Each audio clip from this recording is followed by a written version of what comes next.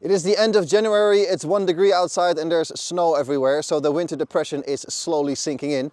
But luckily Toyota has provided us with the Aygo X GR Sport Edition to keep us smiling. My name is Peter, welcome to a new Autocofuel video, and the Toyota Aygo X is an excellent secondary car, urban cruiser, little pocket rocket. And this GR Sport Edition promises to be the fancy, all-included, fun version of that one. So when Toyota said they had this one on loan, I said, yes please. This is something I want to have a look at. So in this video, we're going to see what's different, how it drives, and of course, if this is the one to get for your money. So we're going to start with a small round around the car. And it is a small round because it is a small vehicle with not even 3.80 meters long. But I do think it looks quite nice in these 18-inch wheels that you get with the GR Sport Edition, and also this two-tone color combination is quite cool.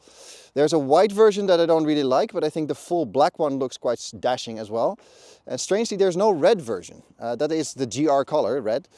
We had the GR Sports Toyota Corolla Cross the other day, and that was nice. So, you know, kind of strange that it's not available in this one. But okay, so you do get those wheels, and you also get this GR front with the black and obviously with the logo over there, the GR badge. And overall, I think you have quite a nice looking vehicle like this. In this two-tone, I quite like it. It does look a bit like a pocket rocket, and I'm going to try to keep that term to a minimal, not to annoy you too much. But I think in this trim, it looks quite nice. And especially those 18-inch wheels, it can really use those. I think it looks quite cool this way. Now, going to the back, we have this antenna up here. I'm not really sure if that's still necessary in 2026, but okay. And maybe you can see there's a sort of a wave in the roof for a bit more sporty look. And I'm sure it is some aerodynamic feature as well. But zooming out, here in the rear, nice and chunky. I quite like the black with the yellow bumper in the middle. And of course here we have the GR badge as well. And we have a wiper. Something that we didn't get in an 85,000 euro BMW i5. Here the Toyota Aygo X has it, no problem. So that's the outside of the Aygo X. Something that I cannot show you is what they've done underneath, because Toyota actually does something underneath with the hardware of all the GR models. Something I didn't fully explain in the Corolla Cross GR review the other day. But it has stiffer springs, it has recalibrated power steering for a better feel, and overall it's a stiffer setup for a bit more driving involvement and a bit more driving fun. We're going to see later when we start driving if that actually makes a difference or not, but it is truly different underneath. Something that unfortunately I can't really show you, but I can show you the inside, of course, because there's more goodies there. Obviously a little tour around the cockpit of this Aygo X, because this is where it will all be happening, because there's so little space in the rear that you're not really going to put any people there apart from small children. So this is really the business end. Now there is a lot to like here in this GR version specifically, on top of the Toyota hardware that we know and I personally quite love. So that means that everything here is manually operated and everything is buttons. There's nothing touchy swipey except for the touchscreen for the infotainment, but it's all buttons on the steering wheel, all buttons on the klima. Everything is manually operated. So that is super nice, and that is of course typically Toyota. It's a good place to be, and it's a good place to control your vehicle that way. And you do get some nice GR goodies, like this GR steering wheel with the perforated leather and the stitching. You get a GR badge here too. You get some stitching here on the gear selector too. GR seats with the GR logo here, and even a GR floor mat here on the driver's side, but not on the passenger side. So that is too bad. And there's a few other things that are too bad, chief among which the giant slab of piano black that the central infotainment unit is housed in.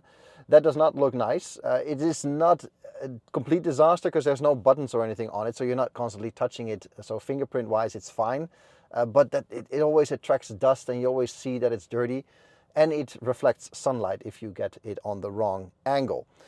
So that is not very nice. It's also around the vents here. Yeah, not personally my preference, to be honest.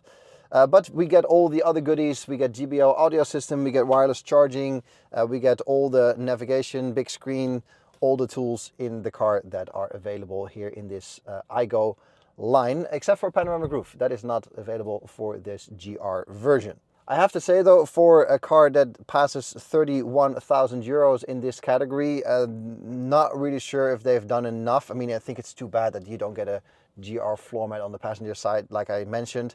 And also something like, aluminium pedals would have been, just that little bit extra nice. But I have to say that overall it is, a nice little bit of GR touch. I think in general this cockpit is very suitable for the car category. So, the plastics are something you can have questions about. But I think for a car that starts under 24,000, that is not an issue.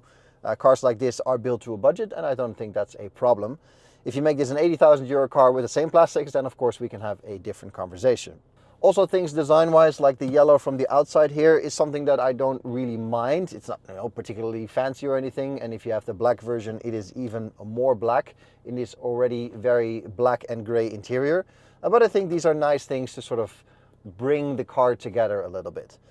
And all around, it's a good place to be. It's a good place to pilot your vehicle, even though it is gray and black everywhere. But I think it is a nice cabin for this kind of car. Now, obviously a little bit of driving in this Aygo X GR Sport, and we start off fully electric. I've put the energy flow screen on, so the battery is now powering the front wheels. All is well, and if I go above 30 here, then the engine kicks in and we're driving on combustion power. So that's super nice, and that actually sets the tone for the whole driving experience for this car.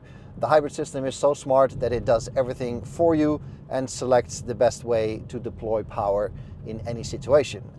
It was the same in the Corolla Cross GR that we drove last week. Very similar experience, although a bigger engine.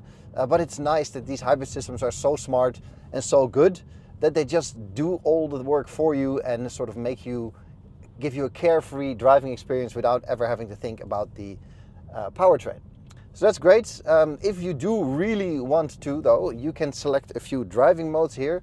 We can go to power mode, to eco mode, and to normal mode, which I think is nonsense, because in a car with 115 horsepower in this configuration, do you really need a power mode or an eco mode? I don't think so. I think you can just either use your gas pedal a bit more or less and have the same effect. The button that is interesting is the EV mode. Providing you have enough battery left, you can press that button and then it stays in EV mode.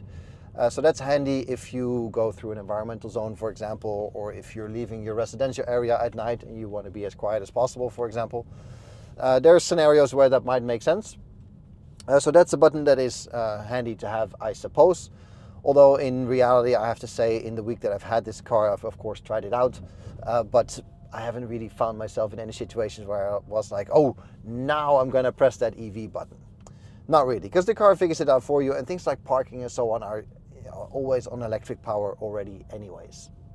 Then the GR Sport specific hardware. So this car has 15% stiffer springs and has a recalibrated power steering, which is a bit heavier than the normal version for increased feel and involvement in the drive. That sounds great on paper. In reality, I have my doubts. I don't really think it adds that much. I personally don't feel the difference unless you would maybe drive them back to back. But it's been a while since I drove the regular Aygo X, so I'm sure it's 15% stiffer, but do you really notice? I don't think so. Maybe if you live in an area with really terrible roads or something, maybe, but other than that, I don't think so. Also not really sure if it's necessary to have that in this car, because you could, look at this car and be like, oh, it's a bit of a go-kart idea. But then again, you only have that 115 horsepower. The tires are quite skinny, so, are you really going to make the difference that way? I don't know. It is fundamentally different hardware, yes, and it is an actual difference over the cosmetic changes they've made. But I don't think it's really necessary in a car like this, nor will you actually really notice unless you drive them back to back. Now, of course, I gotta show you the rear seats with their own door, so that's nice, but I'll spare you having to watch me fold myself into this space, because obviously that is not happening with my 1m83 and 95 kilos. Now, don't get me wrong, in a pinch or an emergency, you can surely tuck up an adult back there for a very short drive, but obviously that's not what this car is for. This is not a full-size worthy family car that you're going to take on holiday. This is really for kids and bags and groceries and all kinds of other stuff, not really to transport big people. Now, of course, 115 horsepower is not a lot in this day and age, especially considering all the crazy EVs that I drive on a regular basis. But let's not forget that this is the smallest car that Toyota makes, and it is a small and light vehicle, so we don't need a lot of horsepower to get that going.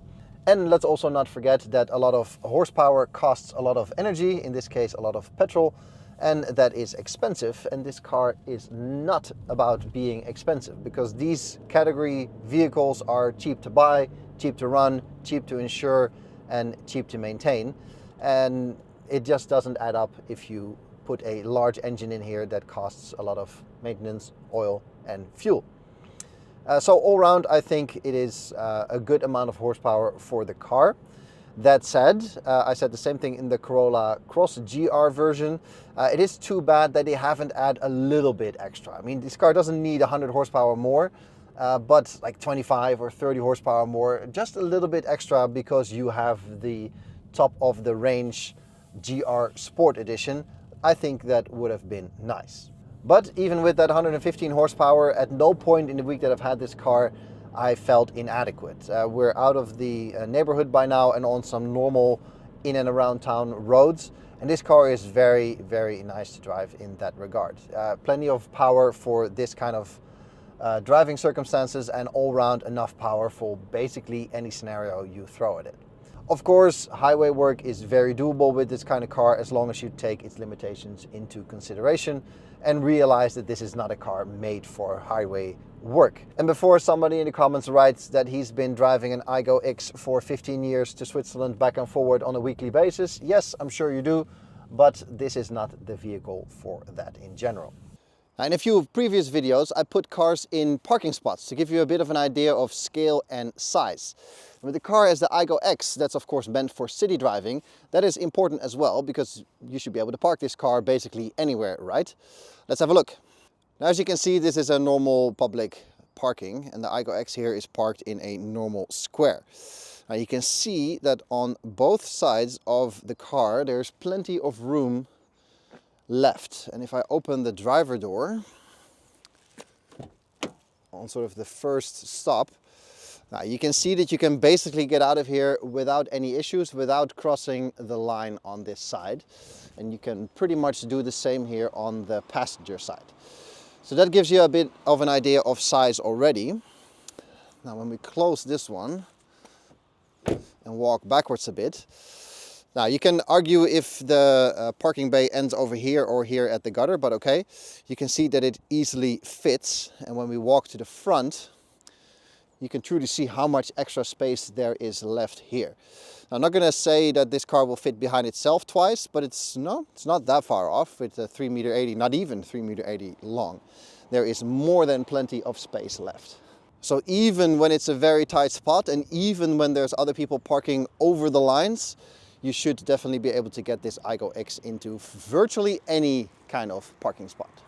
It is a vehicle for in and around town, like I mentioned, and I have to say, every time I had to go somewhere this week, I took the Aygo, because I drive a lot of large cars, and of course they can go into a city too, but it makes everything more cumbersome. It takes longer to park, it takes longer to find a spot, it takes longer to get through traffic.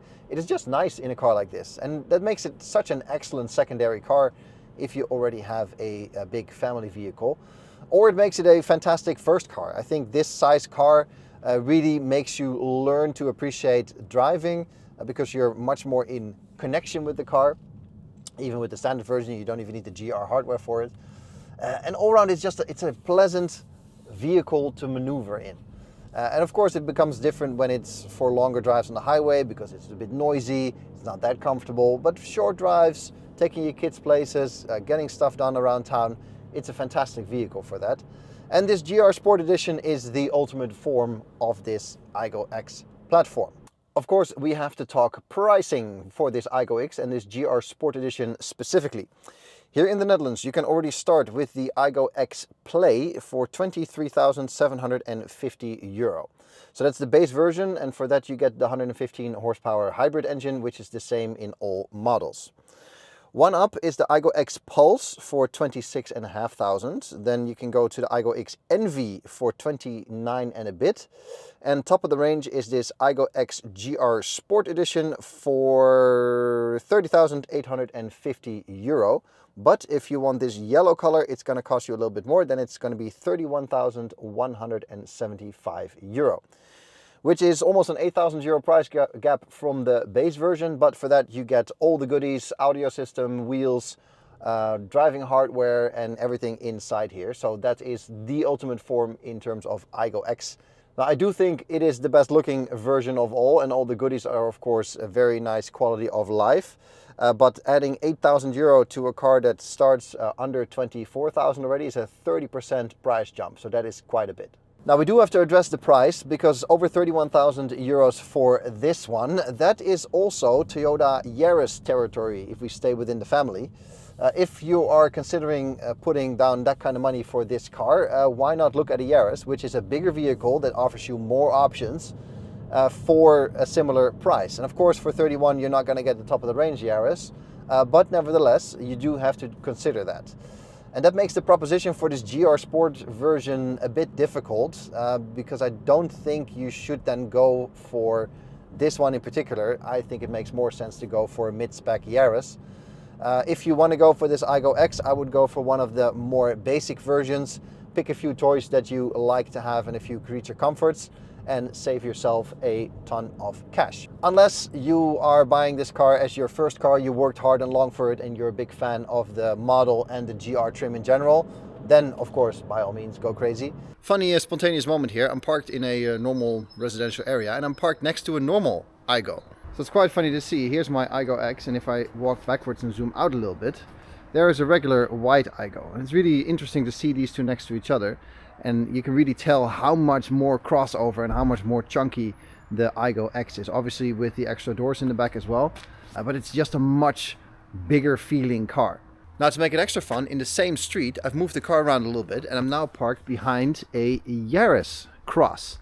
Again, really interesting to see these two side by side, because there is some price overlap between these two. And obviously parked right behind it, you can really tell that the Yaris is a much larger animal. So that's cool to see them in the wild like this.